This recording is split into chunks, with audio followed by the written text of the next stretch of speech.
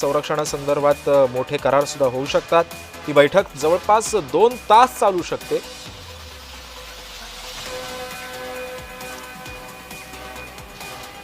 नंतर दुपारी 1:15 वाजता या बैठकीनंतर मोदी आणि पुतीन हे संयुक्त निवेदन देतील। बैठकीनंतर पंतप्रधान मोदी पुतीन आणि रशियाच्या शिष्टमंडळाला दुपारचे जेवण सुद्धा देतील।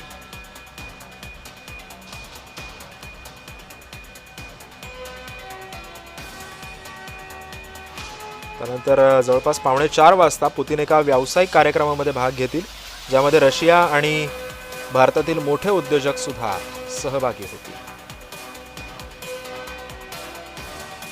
त्यानंतर संध्याकाळी 7 वाजता पुतीन राष्ट्रपती भवनामध्ये भारताच्या राष्ट्रपती द्रौपदी मुर्मू यांना भेटतील।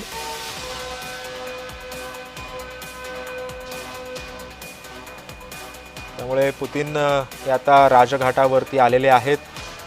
महात्मा गांधींना ते श्रद्धांजली या ठिकाणी वाहणार आहेत। त्यानंतर त्यांचे नियोजित कार्यक्रम पुढचे सुरू होतील। त्यानंतर आता पुतीन राजघाटावरचा कार्यक्रम आटपून ते 23व्या भारत रशिया शिखर परिषदेसाठी हैदराबाद हाऊसमध्ये जाणार आहेत। जवळपास 20 मिनिटांचा हा सगळा कार्यक्रम आहे। आपण पाहतो राजघाटावर पंतप्रधान मोदी सुद्धा या ठिकाणी उपस्थित आहेत। राष्ट्राध्यक्ष व्लादिमीर पुतीन सध्या राजघाटावरती पोहोचलेले आहेत। महात्मा गांधींना ते श्रद्धांजली वाहण्यासाठी तिथे गेलेले आहेत।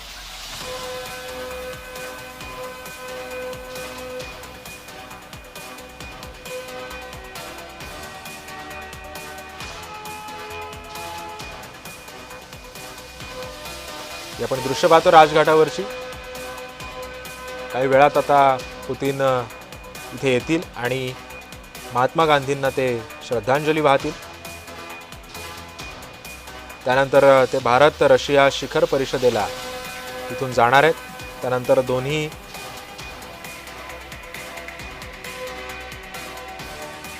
देशांमध्ये संरक्षण आणि व्यापाराविषयक एक बैठक होईल। जवळपास 2 तासांची बैठक चालेल। या बैठकीमध्ये अनेक निर्णय, अनेक करारांवरती सुद्धा स्वाक्षरी होऊ शकते। ही राजघाटावरची आपण ही दृश्य पाहतोय। राजघाटावर राष्ट्राध्यक्ष व्लादिमीर पुतीन सध्या महात्मा गांधींना श्रद्धांजली वाहण्यासाठी इथे येत आहेत।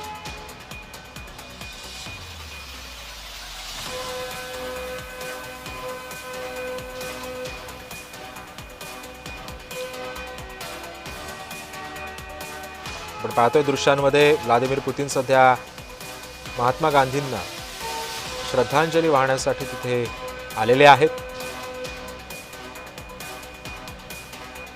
2 दिवस पुतीन हे भारताच्या दौऱ्यावर आहेत। या दौऱ्यादरम्यान अनेक करार होऊ शकतात। व्यापाराविषयक असतील, लष्कराबाबत असतील, या सगळ्या गोष्टींवरती दोन्ही देशांमध्ये चर्चा होऊ शकते आणि दोन्ही देशांच्या फायद्यासाठी हा दौरा आयोजित केलेला आहे। राजघाटावरील हा 20 मिनिटांचा कार्यक्रम आटोपून पुतीन भारत रशिया शिखर परिषदेसाठी रवाना होतील।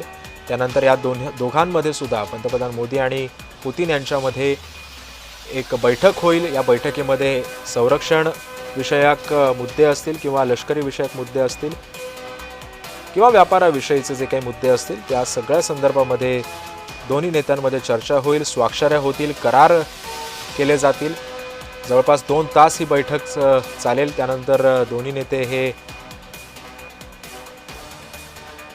जॉइंट स्पीच देतील आणि नंतर पंतप्रधान मोदी पुतीन यांना जेवणासाठी आमंत्रित करतील।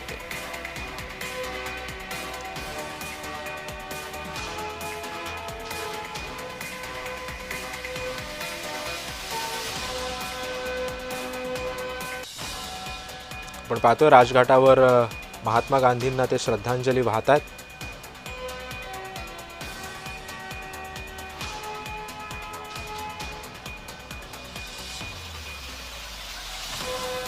रशियाचे राष्ट्राध्यक्ष व्लादिमीर पुतीन यांनी आता महात्मा गांधींना राजघाटावर श्रद्धांजली वाहिलेली आहे।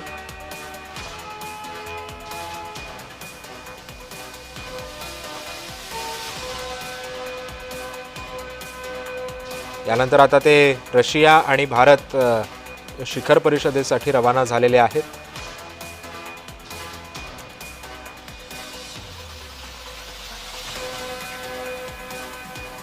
दोन्ही देशांमध्ये करार सुद्धा आज होणार आहेत.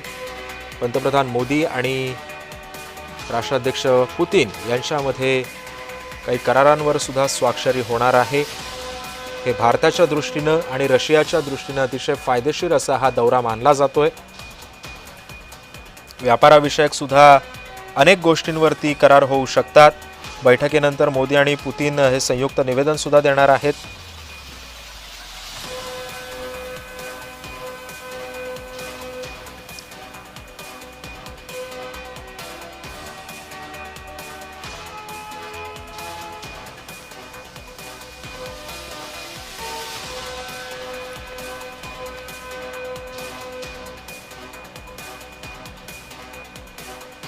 त्यामुळे आपण पाहतोय सध्या राष्ट्राध्यक्ष व्लादिमीर पुतीन यांनी आता राजघाटावर महात्मा गांधींना आदरांजली वाहिली आहे. पुतीन यांनी राजघाटावर महात्मा गांधींना अभिवादन केले आणि त्यानंतर ते पुढच्या कार्यक्रमासाठी पुढच्या